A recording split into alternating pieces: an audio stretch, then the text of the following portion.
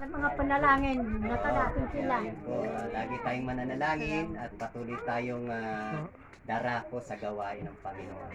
Bagamat meron man o wala, eh, lagi hindi naman tayo after o hindi tayo ano lang sa mga ibibigay kundi sa Panginoon.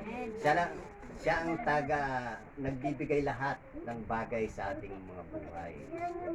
Kaya hindi pag Pasko lang kasi alam naman natin pag Pasko bigayan, di ba?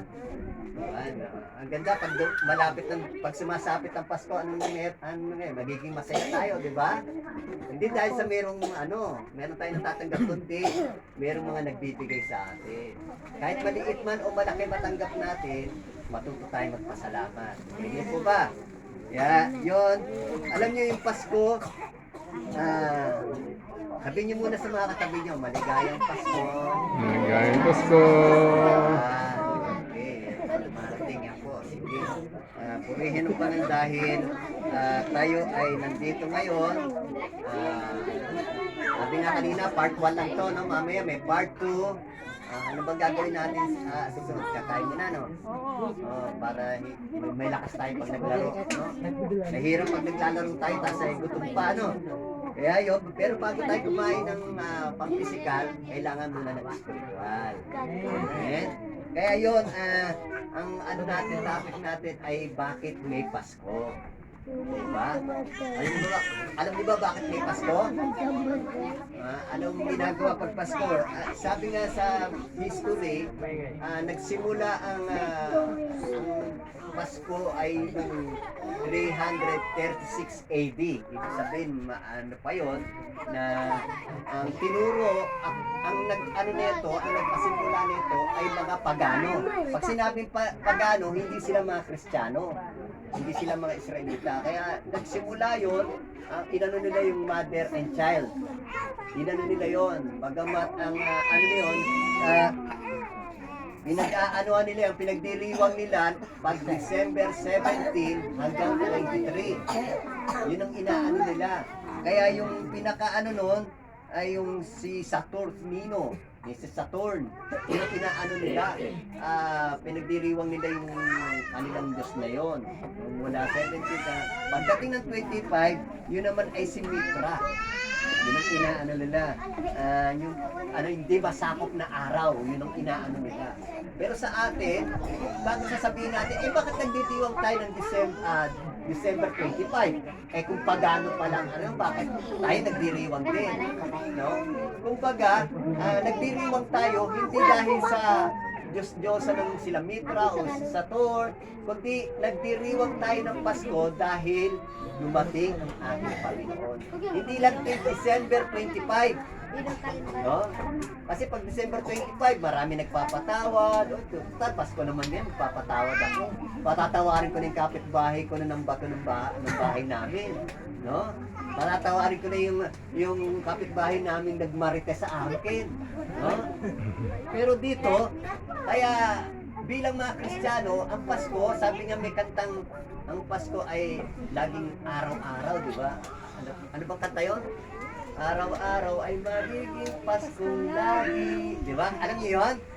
Di, ibig sabihin pag tayo Kristiyano, pag Pasko kasi nagbibigayan. Hindi ito ting December o pang Pasko lang tayo magbibigay. Hindi araw-araw. Kasi ang Pasko sa Panginoon ay araw-araw. Kumbaga sa atin, ang Pasko ay pagbibigay. Dapat nakikita hindi lang pag December. Pag Pasko, magpapatawad, hindi lang tuwing Pasko, kundi sa bawat buhay natin. Okay? Kaya kapitbahay natin, oy, Sek, sabitad ka muna ngayon. Patatawarin ka kasi Pasko. Hindi dapat ganon. Pag Kristiyano tayo, tagasunod tayo ng Panginoon, dapat kung ano yung ginagawa ang personality ng Diyos, makikita sa atin. Kasi Kristiyano tayo di ba? Ang ating Panginoong Jesus, sabi ko nga sa inyo, may nagpatawad siya nung siya'y nakapako sa krus. Di ba? Ano sabi niya? Sinumpa niya ba yung mga taong nagpapako sa kanya? Di ba? Nung pinapako siya, nakapako siya sa krus anong inano niya? May tinuhog pa siya rito. Di ba? Ang sakit nun? Kurutin ka nga sa sikat, masakit na Di ba? Pero ang ating Panginoong Jesus, kita niyo, pinako siya sa krus. Anong sinabi niya? Tamaan sana ng kitat ng mga taong ito. sinabi niya? Hindi, sabi niya, Ama, patawarin sila, hindi nila alam ang kanilang mga ginagawa. Amen? Eh, ganun din dapat tayo pag nagpe-pray, pag may maaway sa atin, may nagmamarte sa atin, o ano mo ginagawa sa atin hindi maganda, pag pray natin, sasabihin din natin sinabi ng Panginoon, hindi niya alam ang kanyang ginagawa. Paano natin sasabihin hindi alam? Kasi pag Kristiyano ka, ang Panginoon ang nag-aano sa atin, ang gumagabay sa atin. Pero pag hindi ka Kristiyano, sino gumagabay sa'yo? No. Di ba? Baka ibang, baka may ganun yung nagumagabay sa atin, ano? Ay, anong ituturo sa atin nun? Kabutihan ba? Oo, kalokohan daw sa akin, gano'n. Di ba? Totoo naman yun, di ba? Lalo na pag yung nagbabarik, oh, ibang espiritu ang pumapasok sa kanya. Kaya anong ginagawa pag nagbabarik na gano'n? Di ba? Nang-aaway, di ba? Nanggugulo. Hindi maganda ang ginagawa dahil ibang espiritu ang pumapasok. Pero pag ang espiritu ng Diyos ang pumasok sa iyo, di ba? Pag tinanggap natin ang Panginoon, pag sinabi natin siya ang Panginoon natin, dapat kung anong gusto niya, yun din ang ginagawa natin. Kasi tagasunod tayo ng Panginoon. Amen? Amen. Kaya dapat ganun pong gagawin natin. Hindi lang tuwing Pasko tayo magbibigay. Sabi niya sa John 3:16 o sa Juan Kapitulo 3:16, gayon na lamang ang pag-ibig ng Diyos Ama. Diba? Na ibinigay niya ang kanyang bugtong na anak. Para saan po? Para sa atin. Para siya pinanganak sa rito, pumunta sa rito para ano? Para tubusin tayo sa ating mga kasalanan. Ganun tayo kamahal ng Diyos. Ay iba, sasabihin natin, pag may nagbibigay pa sa atin, kunyari, nabigyan kayo, binigyan kayo ng isang, may nagregalo sa inyo, anong nararamdaman nyo? Masaya, di ba? Meron ka ba nakita nagbigay? Thank you. Eh, galit pa. Ba't mo ko binigyan? Meron akong isang biyahe, galing ako ng Taiwan, nagbigay ako ng mooncake. Kasi mooncake festival no, nagbigay ako ng mooncake. Mahal yun sa Taiwan. Binigay ko sa kanya. Nagalit pa sa akin. Sabi sa akin, papatay mo ba ako? May diabetes ako. Ibig na magpasalamat o ano man. Nagalit pa sa akin. Ako patay. Sabi ko, sorry po. Pero pag tayo binigyan, sabi nga, may ano kasi ang mga Chinese sa Taiwan kasi, nung nandun ako, sa kanila, pag ikaw ay binigyan, gusto mo man o hindi, dapat tanggapin mo. Kunyari, binigyan ka ng isang tao sa kanila, yung leader mo o kaya kaibigan mo, pag binigyan ka, pag tinanggihan mo yon sa kanila parang sampal sa kanila yun. O kahit ano ibigay sa'yo, ako binigyan nga nung yung mabaho, yung durian, binigyan ako ng durian, hindi ako makain nun. Pag amoy ko, pero thank you pa rin ako. Nung pagtali ko, tsaka ako tinapon. Ganon. Kasi hindi ako kumakain dati, pero ngayon, yung pinatikim ako dyan, ang sarap pala. Diba? Ang sarap pala ng durian. Yung binigay mo, anak ni, Yan, nung binigyan ako ng, yung pinakain ako dun sa, yung kumain kami ng durian. Durian ba tawag doon? Yung tulis-tulis, yung masakit, di ba, no? Ang sarap pala. Diba? Kaya ngayon, paborito lang ang durian. marami dito wala, no? Durian, kaya sarap. Kaya, wala pang bunga. Hindi tagbunga ngayon. Kaya yun, pagka binigyan tayo, dapat matuto tayo magpasalamat. Kung kaya ako magbibigay sa inyo, may bibigay ako sa inyo regalo na makakapagbigay ng kapayapaan sa inyo, makapagbibigay ng agalakan sa inyo, kasiyahan sa inyo, at makakapanigurado pag tinanggap niyo itong regalong ito, ay may kasiguraduhan kayo sa susunod na panahon. Di ba? Tatanggapin niyo ba o tatanggihan niyo? Tatanggapin niyo ba? Kasi ang ganda regalo eh. Nabibigyan kayo ng regalo na alam mo kung saan ka pupunta, alam mo napakasarap na pupuntahan mo, yung buhay na walang hanggan. Manigurado tatanggapin natin yun. At walang iba kundi sino yung pinapakit ng regalo na dapat nasa atin. Isa. Siyang the best na regalo sa bawat sa atin. Walang sinabi yung mga regalo niya. Kasi ito pag pag kinain natin, pag lumabas niya, wala na yun. Diba? Pero ang Panginoon, pag tinanggap natin sa ating mga buhay, siya, kaya nga sinabi ko kanina, walang kasi, hindi kapanganakan ang ating pinagdiriwang, kundi yung pumunta rito ang Panginoon sa ating mga buhay. Nagsasaya lang tayo, pero dapat araw-araw masaya tayo dahil sa atin atin ang Panginoon eh. Di ba? Sa atin ang lahat. Pag si Jesus ay nasa atin lahat-lahat wala ka na, hindi kayang bayaran ng mundong ito ang ating Panginoon. Sapagkat lahat lilipas. Lahat yan, yung mga punong yan, mawawala lahat yan. Kahit yung mga kaibigan, mawawala yan. Pero ang Panginoon at ang naging tapat sa Kanya at sumusunod sa Panginoon ay mabubuhay na walang hanggan. Gusto niyo ba hanggang dito na kayo sa lupa? Diba? Yung iba kaya nga gustong-gusto magpakayama, magsipag na magsipag, no? Kasi gusto ko, yumaman ako, gusto ko, marami kong pagkain. Di ba? Yung iba gusto, syempre para humaba ang buhay. Bakit ba tayo gusto natin ng mahabang buhay? Kung dito naman tayo, no? Kahit anong haba, sino ba may edad dito? May 80. May 80 na rito. O yun, si nanay. Asan? Sino yung 80? Yan. Sino mo sinanay? 80 raw. 80. Asan ko yung 80? Nasa kamay. Yan. Asan kamay? Ayan, sila sinanay. Sana umabot ako kahit 79. Nagkada mo pa. Masarap, di ba? Pero mas nasain natin, hindi lang inabot na edad na gano'n. Kasi hindi. Minsan makalawa, baka sa susunod, nakakahula tayo. Hindi ko kayo tinatakot, pero dapat matakot tayo. Di ba? Kasi pag hindi natin alam kung saan tayo pupunta, bali wala. Kaya tayo nandito, kaya tayo nagsa-celebrate ng pagdating ng ating Panginoon dahil tayo ay makakasama niya ng walang hanggan. Kaya tayo nagpupunta dito sa gawain ng Panginoon para hindi sa anumang bagay kundi sa ating Panginoon.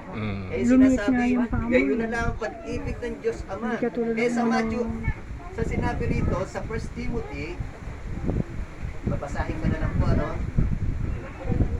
Unang Timoteo 6, kapitulo 14 hanggang 16. Sabi rito, sundin mong mabuti ng may katapatan ang mga inuutos sa iyo hanggang sa pagbalik ng Panginoong Hesukristo. Siya'y darating sa panahong itinakda ng mapagpala at makapangyarihang Diyos, Hari ng mga hari at Panginoon ng mga Panginoon. Siya'y lamang ang walang kamatayan at mananatili sa liwanag na di matitigan. Walang taong nakakakita o nakakilala sa karangalan at kapangyarihan walang hanggan. Ano sabi rito? Siya ang hari ng mga hari. Siya ang Diyos ng mga Diyos. Diba? Sabi rito, makapangyarihang Diyos, hari ng mga hari at mapagpala sa Kanya. Kaya dapat, minsan kasi pag inaano natin, kilala ba natin ng Diyos? Oo, kilala ko eh. Tagal na namin nag-aaral. Sa linggo, nandito kami sa kalamansian eh. Di ba? Napag-aaralan na, alam ko ang Diyos. Pero sa buhay ba natin, sigurado tayo na ang Diyos ang sinusunod natin. O ang atin. Kaya pag patungkol sa Diyos ang ginagawa natin, dapat masaya tayo. Amen po ba? Kaya yun po, pag nagpupuri tayo sa Panginoon, nandito tayo, nag-aaral ng salita ng Diyos, patuloy nating aralin ang salita niya. Pahalagahan natin kasi hindi lamang tayo dito sa lupa eh. Darating ang panahon, magkakahiwa-hiwalay tayo. Di ba? Magkikita-kita na lang tayo sa lahat. Kaya, dumarating ang Pasko, dapat ang iniisip natin ay ang ating Panginoon. Amen. May matanggap ka mga regalo o wala, magpasalamat tayo sa Panginoon. Amen. Sabi sa lahat ng bagay daw ay magpasalamat sa Diyos. Hindi pa hindi ka nabigyan hindi ako nabigyan ng tsinelas. Ayoko na, tatampo na ako. No? Hindi ako nabigyan ng ganito, magtatampo na ako. Hindi ako nabigyan ng regalo, ayoko na. Meron man o wala ang naibigay sa akin, anumang bagay meron tayo, magpasalamat tayo sa Diyos. Siya ang pinanggagalingan ng lahat ng bagay. Hindi kami. Kahit hindi sila Ate Belinda, sila hindi sila. Ginagamit lang silang instrumento ng Diyos. Pero dapat lagi natin pinagpapasalamat ay ating Panginoon. Amen? Ay pasalamat tayo may mga ginagamit ng Diyos para sa atin, para mapagpala tayo, makasama natin, makilala natin sila. Malaking pamilya, magkakapamilya tayo sa Panginoon. Hindi tayo magkakaiba. Ano po ba? Matagalog ka man o mangyan, magkakaisa tayo sa Panginoon. Pag nakita-kita tayo, baka salitaan nyo lang gamitin doon. Hindi namin alam, lugi kami. Hindi natin alam kung anong gagamitin lingwahe doon. No? Pero ang kabutihan ng Diyos ay lahat tayo iisa. Sa pag-iisang Espiritu ang binigay sa atin. At yung Espiritong yun ay bubuklod-buklod tayo na merong pag-ibig sa bawat isa. Kasi ganun tayo kamahal ng Diyos eh.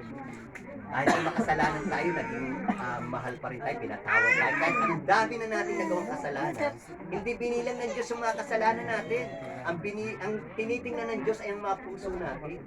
Kung tayo, gaano tayo nagmamahal sa Diyos. Kasi minahal na tayo ng Diyos eh. Di ba? Namimili ba Diyos? Hindi. Mahal tayo ng bawat isa. Amen? Kaya sasabihin nyo nga sa mahal ka ng Diyos. Tayo ng Diyos. Nakatabi nyo kayo tumingin sa akin. Nakatabi kayo, mahal ka ng Diyos. Ng Diyos. Sige, nakasan nyo pa kasi iba parang nakatok yun. Kaya yan, kasalamat tayo sa Panginoon dahil mahal na mahal tayo ng Diyos. Kaya may Pasko dahil sa pag-ibig ng Diyos sa atin. Kaya araw-araw ay magiging Pasko. Muli na pagod tayo po manalangin. Kumikit tayo ay manalangin. Amang Diyos, maraming salamat po sa araw na ito na pinagkaloob niyo po sa amin, na kami ay nandito, masaya kami, maligaya kami Panginoon dahil hindi dahil sa mga regalo, kundi dahil sa iyo, O Diyos, na nagmamahal sa amin, hindi ka nagsasawang magmahal sa amin at magpatawad sa anumang mga nagagawa namin pagkakamali at pagkakasala. Panginoon, pagpalain niyo po ang gawain ito, ang sambahang ito, Panginoon, ang bawat isang narito, Panginoon, bawat pamilya, Panginoon, ikaw po magbigay ng lahat ng mga pangangailangan nila, Panginoon. Kaya di, Panginoon, mga taong ginamit mo sila Ate Belinda, Lord, mga kasama ko dito, sila Josie, Brad, Panginoon, patuloy niyong i-bless sa kanila nagpapagamit sa iyo, Panginoon, upang maging daluyan ng iyong pagpapala, O Diyos. Salamat po, Lord, at ikaw po ang dinadakila namin, niluluhati, at pagdalangin namin sa tanging pangalan ng Panginoon Jesus. Ang lahat ay magsabi ng malakas na Amen! Amen! Amen. Good.